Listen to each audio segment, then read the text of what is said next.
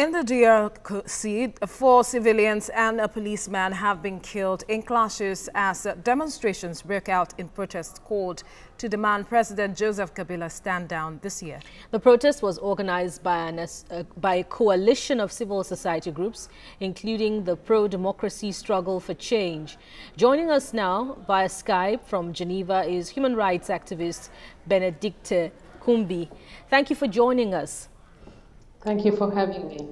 Now, a quick check on reports from DRC says in 2016 alone, about 50 activists were killed. How worrying is this for the human rights community internationally? The situation in the Congo is always because as we speak of the political activists, youth in particular, we need to remind ourselves that we have hundreds of thousands of people who are also dying in the Kasai due to the situation of the country right now.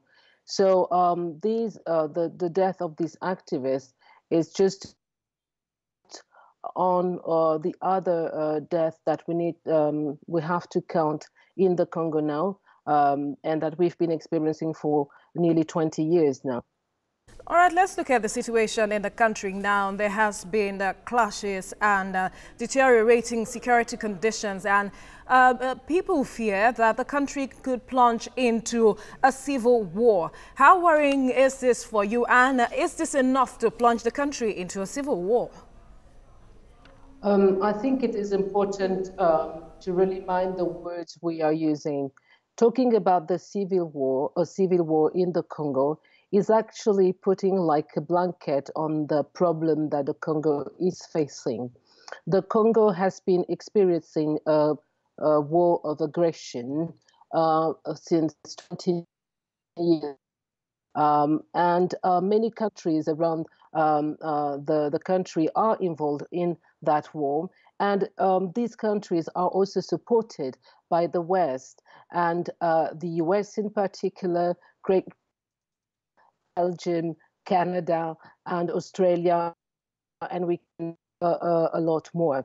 And the situation is of course, but I think it is dangerous to talk about this about civil war, because what the Congolese people are saying here is not their will to fight each other for power. What the Congolese people are is that they want to be part of the decision-making process at the head of their state. They want to choose a leader that will lead the country in peace, and they would like to have peace at last. And I think that it's really, really important we have that in mind when we talk about the Congo, because we have been talking about elections as being the main problem in the Congo first, and now we're talking about civil wars. And I think that Congo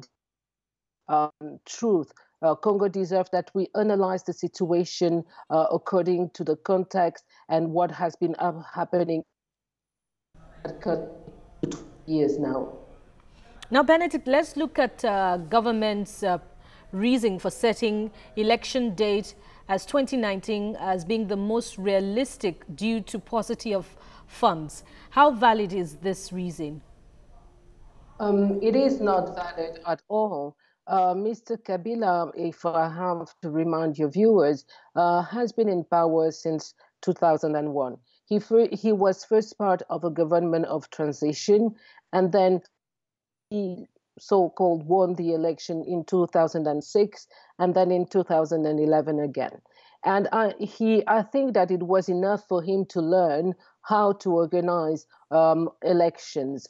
So he has shown the world that he's not able to learn how a head of a state should organize elections. So therefore, Mr. Kabila and the people who are supporting him should actually just step down and let the country maybe organize a transition with new faces that are going to try to organize fair election in that country and really address the problems that Congo is facing right now.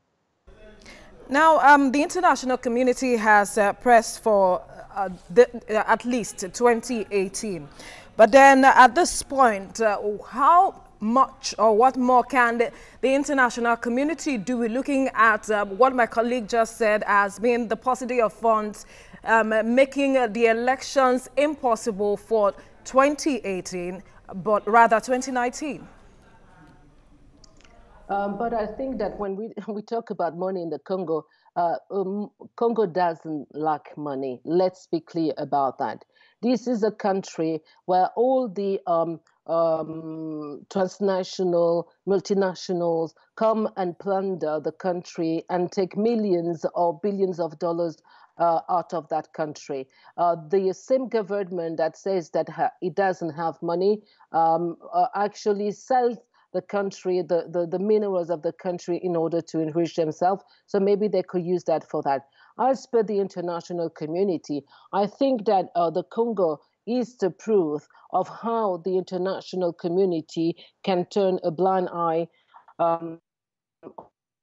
the sufferings of the people. We have all those discourses going on about Congo, but no one wants really to tackle the problem. No one wants really to say what is going on in that country. This is not a question of elections in Congo. It is not a question of money in the Congo. It's about a country, an African country that is really potentially rich, and people are just trying to defend their own interests on the back of the Congolese population.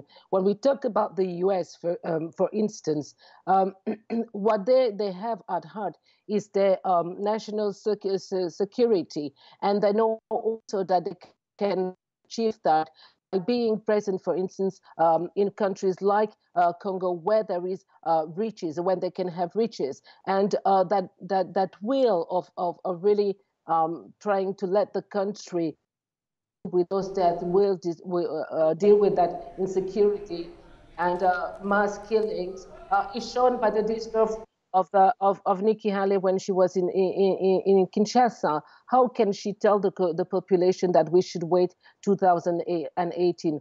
Just remind your viewers, a country like Belgium had a problem to find any consensus and try to build it. They stayed without a government for many months. So I think that Congo can maybe try to do something like that and just deal with the problem that Congo faces without Mr. Kabila and without the support that he's getting from the West. All right. Human rights activist Benedicte Kumbi speaking with us from Geneva. Thanks for your time on TVC News Hour. Thank you.